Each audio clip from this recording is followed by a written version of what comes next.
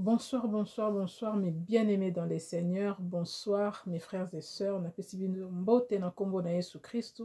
Et si kanyo son message yo ekuta biso, na ngonga oyo ezala na moyi, ezala na butu, ça dépend mboka nini oyo message yo ekokuta biso. Vraiment mbote na kombo na Yesu Christu, kimia na Yesu Christu ezala parmi biso.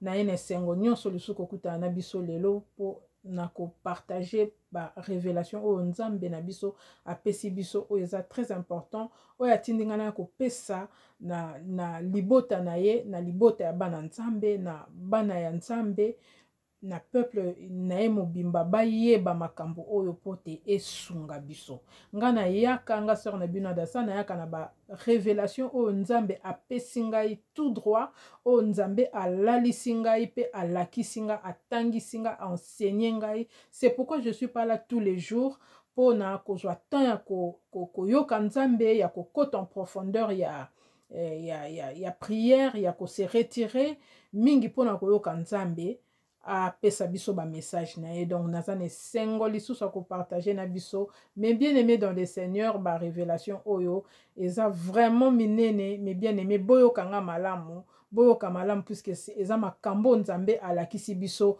oyo makambo etungisaka bomoi na biso tongo midi pokwa tozwelaka yango ba solution te to comprenaka yango te puisque ce sont des choses cachées. La Bible nous dit que mon peuple est détruit parce qu'il lui manque la connaissance.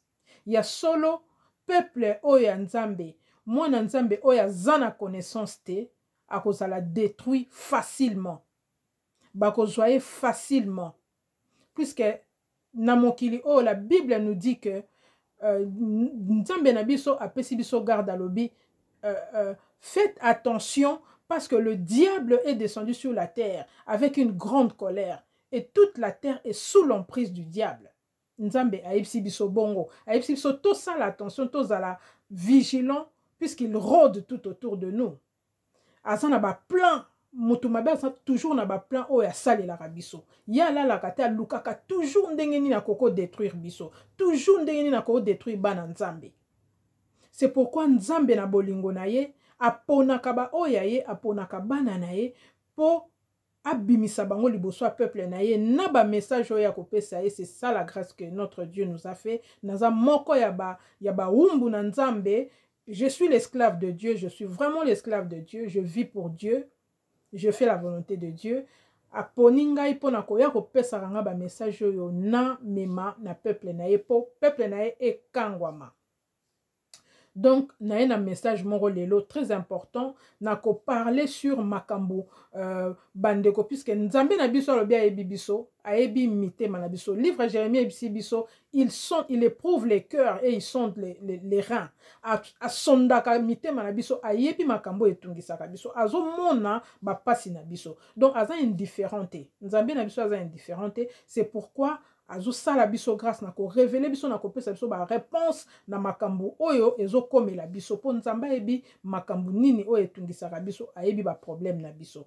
Nazo zwa ba question ebele nazo partager na bandeko ebele nzambe na biso azo sala biso ngolu apesinga ba message kamwa ebele eza un peu mingi nazo zwa temps ya ko bondela po nango ya ko tia yango au propre po na mema message ezala clair na pesa yango na peuple na ye. Leo na ye na message moko sur makambo ezwaka biso mingi ezwaka biso na quotidien tout d'abord et ezwaka biso mingi na ba place oyo tozwaka ba responsabilité net na ba place ya misala. Net na ba place ya misala mais net pe na ba vie na biso courante, na ba vie na biso ya chaque jour.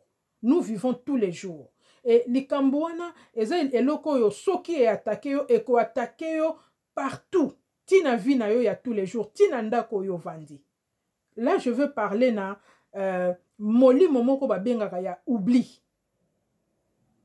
Parce que la Bible nous dit que derrière chaque acte na likambo nyonso esalamaka il y a un esprit. Derrière chaque acte il y a un esprit. Nazo parler le sur molimo ya oubli. Na molimo ya incompétence. Kozala incompétent na makambo nyonso. Makambo nyonso to sala ke simbaka te. Soko bandi eloko kosisa ngo te. ou bien soko salelo ko salango malamu te faut déclaration ezala na musala ezala na vie quotidien na bandaku na biso ezala na baninga ezala na entourage na biso toza na incompétence moko oyo toyebaka esika euti te bana nzambe baleli bandeko na nga baleli alors nzambe na mawa na ye apesi ngai atalisi ngai ndenge nini makambo esalamaka spirituellement po ekomisa biso batu physiquement incompétent.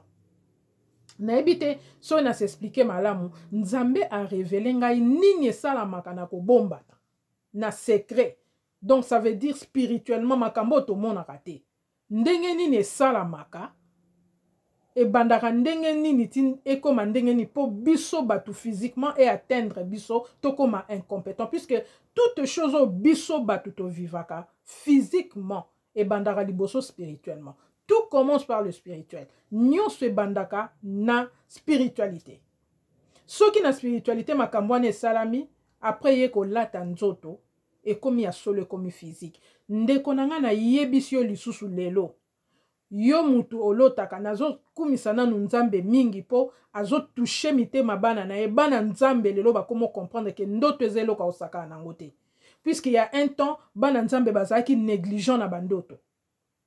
Bana nzambe mingi bazako comprendre te bazako kansaka alali amoni na ye makambo sili nango. Bazako comprendre te que nzambe azo sola na bango. Eza langage ya nzambe. Job 33:14. Nzamba lobi na biso akolalisa biso pongi e akoya koyebisa biso kolakisa biso makambo. Nzamba za na ndenge muso ayelaka te. Ndoto eza très important. Soki Joseph a négligeaka bandoto na ye nde asala ba erreur na parcours na ye nde azalaki élevé te. Soki Abraham a négligeaki bandoto na ye nde abimisaki Isaac te. So total na makomi ya nzambe bande bandeli tina suka nzambe abimela kaka Moïse na buisson ardent. Moïse a mona ye na mukongo. À part ça, Dieu ne vient que par des songes. Alobi na biso na Job 33:14, il vient que par des songes se révéler, nous révéler des choses cachées. Alobi na Jérémie abi invoque moi je te répondrai et je te révélerai des choses cachées. Jérémie 33:3. Donc nzambe ayaka kaka na songe. Alors nzamba lakisi biso makambo yo ya minene na tiki mama oyo nanu na maboko ya nzambe tika ete kimia na Yesu Kristo ezala na biso protection na ye ezala na biso na ngai na bandeko o bakolanda message oyo vraiment makila na Yesu Kristo ebatela biso ebomba biso yango nde protection na biso nguya na biso makasi na biso eza na kombo na Yesu Kristo abana na biso pe asilisa na biso message oyo ekende tout na mitema ya bana nzambe efungola biso misu to discerner yango par l'aide du Saint-Esprit. Amen.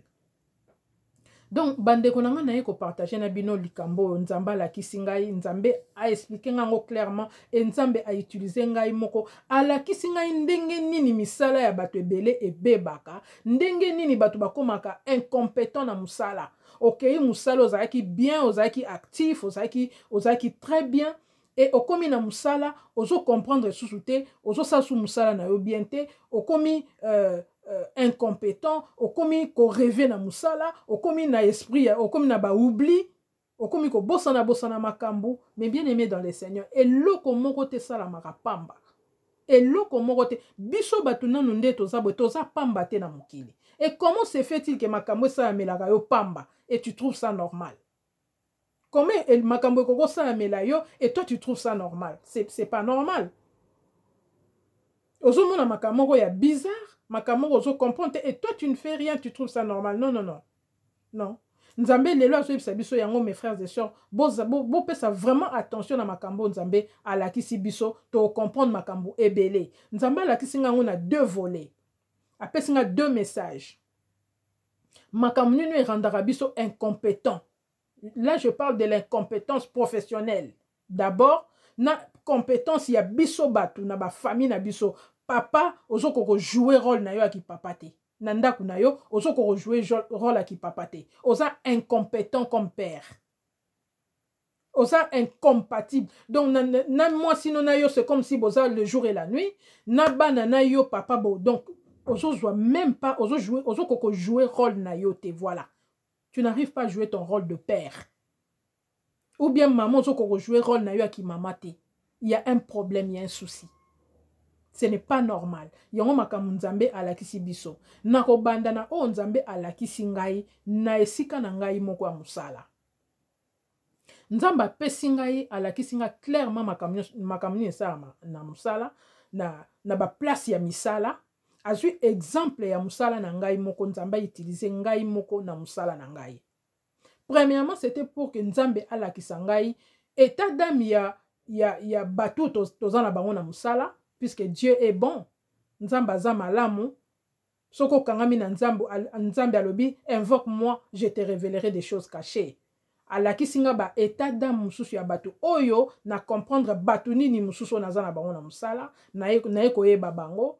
Et nzamba alakisi nga mode opératoire moko oyo diable a travaillaka pona ko rendre biso incompétent. Na kopesa exemple ezali exemple na ngai moko nzambe apesi ngai ya ngai moko utiliser ngai moko na ba matériel ya musala o nga moko na salaka nango. Donc ngai mes bien-aimés dans le Seigneur na salaka d'abord na maison de repos moko privé na salaka kuna. Alors na musala na biso nde to salaka to pesaka pe ba personne âgée wana biloko akolia. Donc, ezali très bien organisé. Tous en 5 étages. Tout est bien organisé. Donc, kaka biso mutopé sa biloka olia. Biso mutopé sa biloka olia, mais tous en groupe mobimba. Tous ça, eza partagé. Moussous baso ki para na biloko na bango kolia. Moussous baso ki para na kosukola bango. Moussous baso ki para na kotambusa bango. Moussous baso ki para na kosukola bilamba na bango. Eza organisation mobimba très très bien organisée. Place wana na salaka vraiment c'est vraiment mutuana azwa ki initiative wana très bien organisée. Nzambe vraiment a pambolaye. Pona ko sunga ba personne âgée na modèle wana. Alors, ezalaka ndenge nini ezalaka soki tokei soki olingi oservir ntango ekomi na ntango ya biloko ya kolia. Toza na C na premier étage na donc net na sous-sol eza ya biso ba personnel. Place tozwaka ba pose na biso. Place to s'échangeara puisque toza na nini mobimba toza en uniforme. Place to s'échangeaka. Cuisine ya munene eza na C. Place tokenda kozwe la bango biloko akolia selon programme, tout est programmé, tout ça na ba liste, lelo lundi ezaboye, mardi ezaboye, peut-être lundi prochain toko changer bango repas, na se wana pe ba cuisinier bazali. Il y a des cuisiniers qui sont là-bas. O baso ki para na kolamba et nous venons chercher deux fois ba memela biso likolo na premier étage puisque salle ya kolia restaurant ezali na premier étage. Deux fois, ça dépend, il y a repas na heure nini. Ce que ça repas, il y a tongo neti déjeuner, biso moko tozwaka. Donc il y a des chariots. Tout ça na ba chariot ezali na ba plateau misatu. Il y a minene, ça vraiment minene. Tozwaka biloko biso moko. Deux fois pour que la bango biloko mususu comme tu le sens, ce que le monde a besoin de fruits, tu as besoin de biloko mususu. Tu vas les prendre toi-même aux yeux au tali biloko ni au tali programme c'est ça respecté. Puisque baza ba mikolo ba lire à n'importe quoi te. Alors na na cuisine toza na ba batch puisque eza contrôlé, il y a des caméras puisque batu pe minene quand même bafandara na baza mikolo ben bazara bata minene bafandara na place on eza vraiment trop eza contrôlé vraiment toza na ba batch partout pour na rekota partout. Alors soko tie batch na yo okoti na cuisine et fungolaka ba porte nyonso tout mais toza na ba batch mutu na mutaza na batch na ye. Donc batch eza eloko eko permettre pona ko eza neti clé mais automatique électronique pona kokota na ba efungolaka ba porte yango moko pona ndeko a comprendre te. Alors ceux qui okoti kuna oke kozwa neti repas ya tongo neti ba déjeuner ceux qui yo muto kopesa bango déjeuner na bango bazali ebele. Alors tout dans ba chariot na ya minene tout est en bas na frigo. Donc na kati ya cuisine on a tout dans la partie musu compartiment musu ezali lokola frigo eza na ba biloko mpona ko conserver biloko malamu alors tozwaka biloko kuna okozwela bango bamapa ya ndenge nyonso balingi mapa nyonso gris mapa pain blanc tout ce que vous voulez eza na kati kuna alors okozwa yango biloko nyonso oza nango besoin soki oza na besoin biloko nyonso bayaourt tout bafrigo eza kuna bacharcuterie ya tout là-bas alors tozwaka biloko wana classe yango ozwi biloko na yo mpo soki tomati likolo na premier étage tozalaka su na temps okita te mpo na oya ozwa peut-être obosani eloko ça peut arriver obosani eloko na ndenge ya normal obosani ke ozwa eloko moko boye okiti lisusu na se mais comme eza vraiment baton na biso ezaka calculé parce que baton ya kolia na bango ezali vraiment strict ezali calculé baliaka na heure alors tozaka vraiment na liste tobosanaka biloko te soko obosani biloko ekoki yo moko ekopesa pasi puisque ntango okokende kuna on est à deux tobandaka moko abandi collègue mosusu akoya rejoindre après tozaka souvent deux na misusu infirmière mosusu bakopesa bakisi oyo mosusu bien na cas ya problème donc tozaka bongo donc voilà ngai sikoyo nzambe azolakisa ngai nini nakomi na se na cuisine na biso monene place message ebandi yango wana bopretenga vraiment attention mes frères et sœurs nabandi sikoyo kozwa biloko nabandi kozwa biloko nazwi chariot nabandi kozwa biloko nazwi biloko nazotia comme d'habitude nazomimona nazotia biloko nzambe azolakisa nga moko et alors l'air nazotia biloko natie biloko natie napesi mokongo nazozwa biloko mosusu natie ndenge eza normal natie biloko nanga natali biloko mosusu naza nango besoin nakei nazofungola frigo nazozwa biloko donc je tourne mon dos mpo nazwa biloko mosusu alors l'air nazotourne mokongo nanga nazwa biloko mosusu nzambe afungolinga misu na nsima mokongo nanga ça veut dire misu spirituel bokanisa te bandeko ke nakomi na misu na mokongo te elingi olakisaka nzambe afungolinga misu mpo namona nini azosalama na kobombana voilà eloko na nini aloba yango wana alors nzambe azolakisa ngai na nsima mokongo na ngai collègue na nga moko tosalaka na ye eza vraiment mawa mingi collègue wana aza vraiment jeune aza vraiment mwana moke akomi même pas na 25 ans te ya mwana mwasi donc aye na nsima na ngai azolongola biloko nga nazotia azolongola biloko mosusu alongoli biloko mosusu ake nango azolongola biloko mosusu donc soki nga nazotia biloko ye azolongola mosusu so na tourne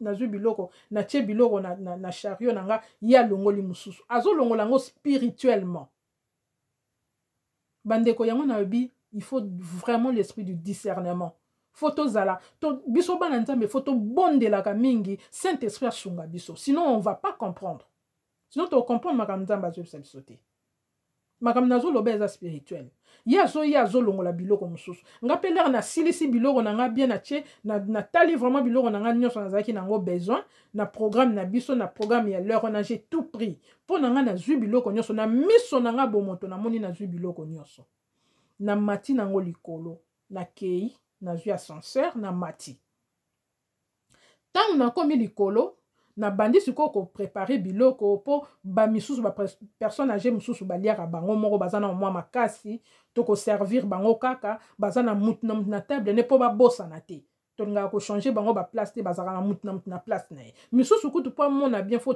totia numero na ye appartement na ye numero ni eza na table na ye na pembeni wana ayebi ayaka kaka kovanda wana misusu malgré ça babosanaka kaka basi bakoli alors misusu baliaka bango moko tokotiela bango kaka biloko na mesa misusu il faut tosalela bango neti batartine il faut kosalela ye puis aza suna makasi ya kosala te toyebi nde kimokolo ezalaka alors naye na biloko wana natie yango wana nazomona na ndoto na nga naye na biloko wana natie yango mpona banda koservir bango et c'est là que je me rends compte que biloko natiaki na chariot na nga naza sûr que natiaki yango namoni mosusu eza te alors eloko nini ecreye lere wana ecreye nga ke nakiti il faut nakita na se nazonga j'ai l'impression d'oublier des choses nakiti na se mpona ke nozwa biloko mosusu oyo nabosanaki lere nakiti na se mpona ke nozwa biloko mosusu na se molimo wana comme eza molimo ezotambola atikali kolongola biloko musu likolo. Donc Dieu me montre par là que tala makambo ezo salama. Donc esprit a oubli na musala. Pour oublier wana les réseaux sala bon ezo faire perdre un temps. Soki neti ezalaki ozaki côté. Soki neti bazalaki kotala chef na biso. Ya biso nyonso tout. Ya team na biso. Azalaki kotala modèle na yo ya fonctionnement ya ko sale la musala. Obima incompétent. Obima lokwa mutu moko abosa na makambo. Obima lokwa mutu moko yebi eloko azo salate. Et pourtant yo tcheki biloko na nyonso bien. Et l'air nazo kita nazo zonga nazo mona nazo bosa na biloko na lamuki na pongi. Alors voix audible ya nzamba bandi ko yebisanga omoni eloko esalamaka. Omoni eloko esalamaka na misala. Comment bazo rendre bakoyi ko rendre yo incompétent na musala. Ko bosa na ozo bosa na ona yo te muto bosa naka. Mes frères et sœurs, eloko na ngana zwa yango wana. Incompétence wana ezali molimo mutetindaka yo koma incompétent. Obosana rabosana makambo. Obandaki kosalika moko obosani du coup. Ozana yo maladie te, ozana Alzheimer te po bosana makambo. Mais donc yo bosana noka makambo. Soko bando salika mbo osala ngo malamu te. Donc eso ça que na musala ba longola yo tout le temps. OK na musala ba longoli yo. OK na musala ça on dirait mayele no on dirait bazo yiba. On dirait mayele no bazo travailler ngo. On dirait on a perte de mémoire moko. Et ça normal te. Et ça milimo bien travailler. O eso sala que yo bossa et ça la maka spirituellement ya solo. Nzamba la kisingai molimo zo ya ko longola biloko. Elingo la kisake aza ko limwisa biloko makambu ngana zo sala na molimo. Alors nga nazo sutuka ke nasalaki yango nazwaki nayebi lisusu te puisque c'est pas possible ke nga na tchaki biloko awa nayeba ke na tchaki awa eza lisusu te. Bandeko nanga na mondo tovandi ba démon baza réel biso na miso na biso abomoto tomona bango te mais baza réel bazo tambola na bato akoki pe ko limusa eloko na ndaku nao siko na koti na kati ya ndaku c'est pareil na bato babungsa biloko na bandaku ayebiso esika tchaki boete abando lukabo ayebiso place tchaki yango te ako retrouver l'homme susu après bizarrement mais aza sûr ka tchaki yango wana mususu pe bunga pe libela et bunga pe libela. Mes frères et sœurs, on a opé une parenthèse moko. Mes frères et sœurs, ngai nde nazaboy. Na bungi sa permis na ngai de conduire na ndako e bunga e limwa na yebi place na chacun na fuya ndako mobimba. Mais tant na lala na butu, ce n'est pas eza na révélation oti. Na révélation musu nzamba sala nzamba la kisinga ke ba yiba kinga saka menanga. Portefeuille nanga permis nanga ezaki na kati. Nzamba la kisinga ba yibinga yango ba yibinga i portefeuille na bomoni ba longola ka biloko ko longola na luka permis nanga na ndenga solo mes frères et sœurs mes frères et sœurs ti lelo na monango te na renouveler permis o wana yakala ebunga ti lelo na monango tsuti na kati ndako na vandi batu baza ba bungisa biloko azo comprendre te a cheki o elimwe na musala ndenge moko akei boye aza incompétent tant mususu zo kanisa te balinga kote na musala non oza vraiment incompétent et loko moko zo rendre yo incompétent faut yeba yango. Donc message nzamba zo pesa biso eza po to fungola miso eza ndenge moko na ba parents ozali papa ozali maman mais oza incompétent ya kosakana te ozo kosa rôle no ki papa te ozo kosa rôle no ki maman te oza lokwa papa moko ozo rêver oza lokwa papa moko ozo saka makamwa mabe oza lokwa papa moko oza endormi oza lokwa papa moko donc oza incompétent makambo te mususu makambo ya classe ba classe ya bana okoka kolandela ngo te ba réunion ya bana okoka kozala te oyaka no kaka na retard omona bakangi makanisi no makambo mususu ezanga tina to vandi no na coin moko boye to vandi no na resto moko boye to vandi no na café moko boye tango oya kosutuka nazaki na rendez-vous ya bana il fallait na leka na école ya bana rendez-vous ese silaki mwana zeliti amoni papa te mwana zeliti amoni maman te po eza dans tous les cas eza na ba papa na ba maman ezali esprit o ezali na sima ezo pousser ozala incompétent ozala incapable ozala na bako bosana et nyonso tu wana na suka mes frères et sœurs eza po emema yo na échec eza po o échouer eza po ozwa eloko te ezwa po na suka nango eza po ozwa nini ntango oza incompétent ntango ozo rêver ntango bazolongola longolo na misala po oza incompétent ozoyeba eloko ozoyelo te na suka nango eza po osani oréussir ndeni oréussir te moyen oréussir eza te oza na échec okoéchouer na suka e but na ye but ya diable ezali oéchouer but na ye ezali obonga te oéchouer ozwa eloko tozwa résultat moko te ya malamu. Voilà mes frères et sœurs message na yelaki biso lelo yango wana toyeba yango que nzambe lobi na biso bona Esaïe 54:14 le Seigneur nous dit ceci: si vous arrive malheur, cela ne vient pas de moi. Nzambe lobi na biso soki malheur eyeli biso et où tu es pas na été.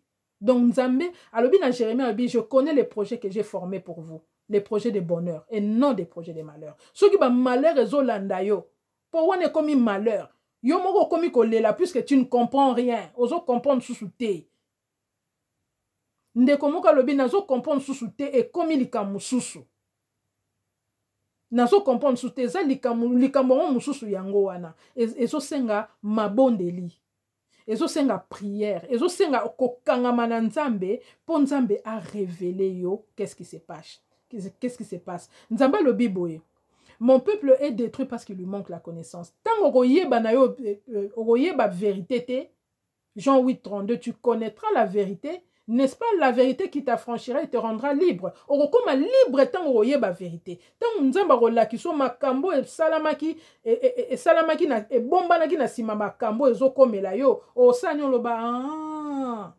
ezalaki nde boye Nzamba lakisinga makambo donc makambo ekomela nga ezalaka nde boye po Nzamba lakisinga na elongi ya mutu et siko bandeko nanga nazozwa juste parenthèse mukie ya kofungola yo misu ya ko éveiller yo ndeko osalaka ozo vivre makambo ka bongo o vivaka mwa bilo moko neti pe ba combat puisque memaka pe ba combat puisque omoni mutu azo combattre na musala o azo travailler na ba démon po ba bosanisa ko makambo po ba rendre incompétent po bazo rendre incompétent bazo longola mayele na yo bazo tia oubli ba comportement batwane zaka ba collègue moko balukaka akoswana na yebo yokana te baluka toujours ba problème donc ba drame basaka ba drame na musala asaka toujours na quelque chose à dire asaka donc a combattre kazo mona physiquement zo combattre yo na yebo yokana te yo moko komo mitu no bi mengai na collègue yo nini toyebani te tokute na musala mais combattre nga na musala boy pourquoi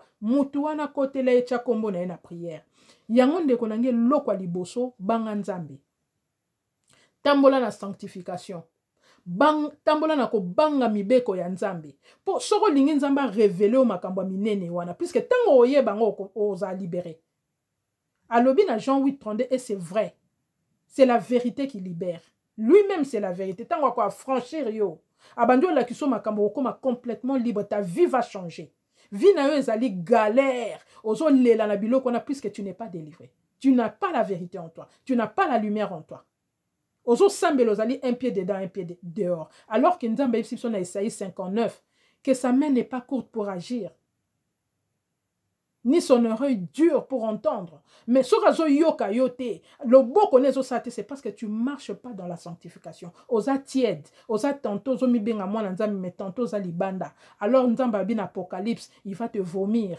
akoyate akotia loboko ne na makambo na yo te soko lingo baba vérité zo leka na musala na ona vie na yo ba ko rater ozo rater vie na yo tout le temps ben compétence oza na ngona vie na yo makambo no soke bandika ke kweyaka okobosana ba makambo nyonso na cité a même na ndaku na yo na couple na yo na foyer na yo incompétence yo papa za l'incompétent maman za l'incompétent na kati ya foyer na kati ya vie na bino quotidien maman oza maman ou bien oza susu maman oza papa ou bien oza susu papa te place na yo ekomi nini il faut qu'on mille la pa nzambe. Il faut pas qu'on vende qu'on makamuna na légère na distraction. To longa na ba distraction to fungola miso. Puisque nyoso tu auto so sala. Ba devoir nyoso makam nyoso bande konanga to sala kana se. Ce sont des missions que Dieu nous a données. Il nous demandera les comptes. Nzamba retourna biso ba compte na pesa ki yo bo sala ki yango. Nga lelo nzamba longo linga na musana zako sala na ba boutique ya bima ameminga pa ba personne âgée. Alors je suis censé le faire bien. Puisque Nzamba l'accent clairement que c'est ça ma mission. Nous surtout au salaire c'est hasardé. Notre vie n'est pas un hasard. Nzamba lobby, je connais les projets que j'ai formés pour toi. Les projets de bonheur. A lobby a créé une image n'a pas au multiplier, au assujettir, au kendeliboso, au dominer. Donc, Nzamba lobi ozamutu ozamukilate, mais comment tu te retrouves comme la queue tout le temps? Ok, Moussalo balongo, non, bien aimé dans le Seigneur. Non. Ce sont que des vérités. Luka ta la vie na yo, Luka avant toute chose, avant Nzamba bundela yo, faut comme clean, o comme propre, o tambola na kobanga Nzamba, o tambola na sanctification.